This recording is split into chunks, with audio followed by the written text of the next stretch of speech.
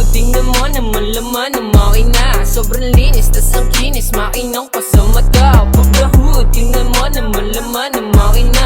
Sobrang linis, tas ang kinis. Sa episode na ito, simulan natin gawin ang Project OTJ ng aking father. Ginagawa lang namin ito tuwing Saturday and Sunday dito sa bagong bahay at garahe na pinapagawa namin.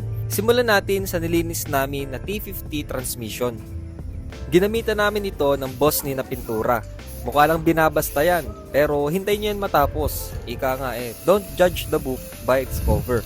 At pagkatapos itong pinturahan, lalagyan pa namin siya ng top coat. Yan, so ito nga pala guys, tapos na natin pinturahan ng ating T50. So parehas nga pala ito guys na T50. Itong isa ay sa daddy ko at ito namang isa ay sa akin. Parehas silang T50 pero mas maikli itong isa. Ayan no, pakita ko sa inyo. Tingnan nyo to, pati ito. Napakalaki na ito. So nagtanong ako dun sa expert, ang sabi niya sa akin, kaya daw mas maikli itong isang T50 kasi ito daw yung old model. At itong mahaba naman daw, ito na daw yung new model. So, ito na yung gagamitin ko. So, next nga natin gawin ay i-restore na natin yung ating Gemini suspension. Kung mapapansin nyo, pinapalapad namin ang Gemini suspension. Ginagawa talaga ang ganitong proseso sa pagmamodify dahil gusto natin na sumakto ito sa chassis. Walang problema sa pagpapalapad ng suspension. Basta ayos ang welding, ay check na hindi ito bibigay. Kung noon, nagkaroon tayo ng mga pagkakamali sa mga binubuo nating OTJ, ngayon ay mas inaayos namin ang gawa at tamang mga kasama sa trabaho para pulido ang mga mailalabas nating units.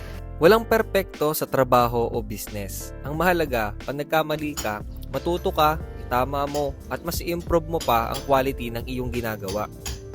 Kasabay ng pagbuo namin ng OTJ, ay kasabay din binubuo ang bahay at garahe na pinapagawa namin. Kaya kung mapapansin nyo, lupa pa ang pinagpapagawa natin ng mga OTJ. Utay-utay lamang at matatapos din naman. Eto nga at mga stainless parts dinabi ng daddy at palang araw daw ay magagamit niya ito sa kanyang personal OTJ. At may dahilan yon. Gusto kasi namin na solid din ang mga pang-ilalim nito at bago ang mga bushings. Nabuo na namin ang kaha at ito nga mga boss ay pure stainless. Mas pinasolid namin ang kaha nito, naglagay din kami ng mga braces sa gilid ng body. Saka na natin ipapabuffing ang kaha nito kapag malapit na itong matapos. Pero yung sa bandang unahan, pinabuffing na natin kasi madalas naming nakakalimutan yan. Hindi ko na na-videohan kung paano ni mounting. Naikasa na natin ng 4AG engine at aluminum radiator. Kinabit na din natin itong tubo sa may bandang unahan dahil ito rin yung magsisilbing pampatibay sa kapitan ng radiator. So ito na nga mga boss, ang ginagawa natin na yan, Tamiya. Ito yung sa daddy. So ngayon nga ay November 1, so ito lang yung update natin. Yan. Ito na yung makina niya. Tapos nalagyan na rin siya ng radiator. Yan, busina, pati itong bumper. Yan. Tapos ito kanina nilinis ko. Hindi pa tapos. Yan. Tapos nakaano na rin yung ating transmission. Tapos ito na nga pala guys yung body na pinakita ko nung huling vlog. Yan, buo na siya. Yan. Tapos okay na rin yung ating roll bar. Tapos ito nga pala mga boss ay maikli lang. Yan, kita nyo naman. Yan. So ngayon bubuhatin natin siya. Yan mga kasama natin. Yan, shout out. Yan, tanghalin tapat, nagiinom.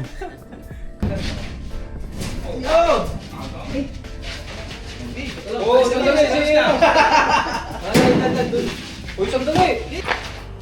Oh, makakarap. Basta.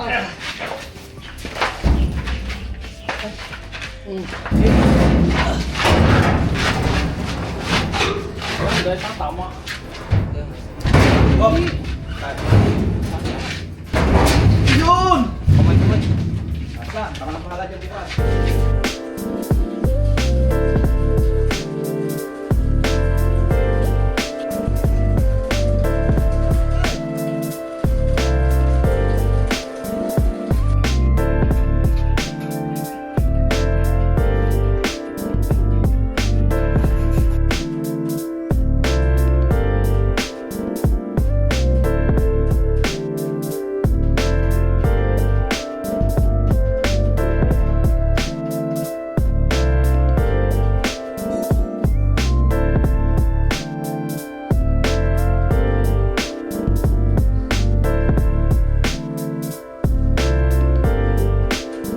So guys, ito na nga yung project natin. So, pakita ko na nga pala sa inyo. Ayan, nalinis ko na siya mga boss. Bale, ang kulang na lang dito ay ito. Yan, para dito yan mga boss. Stabilizer. Yan. Tapos, bubulihin pa yan. Lalagyan ng glass. Tapos yung sa engine natin, ipapawiring pa to. Panibagong wiring. Yan. Tapos, sa 4AG nga pala mga boss, kailangan ay tama talaga yung wiring para may power. Kasi dati, yung iba nating nagawa, hindi siya okay yung mga wirings, kaya hindi niya nabibigay yung full potential ng engine. Yan. Yan, to glass din dito. Upuan, gauges. Tapos, mags nga pala. Yan, ito 15s. Yung nakakabit sa unahan ay 13s, kaya mataas to. Yan. Pang 15s talaga yung kasanetong ating owner.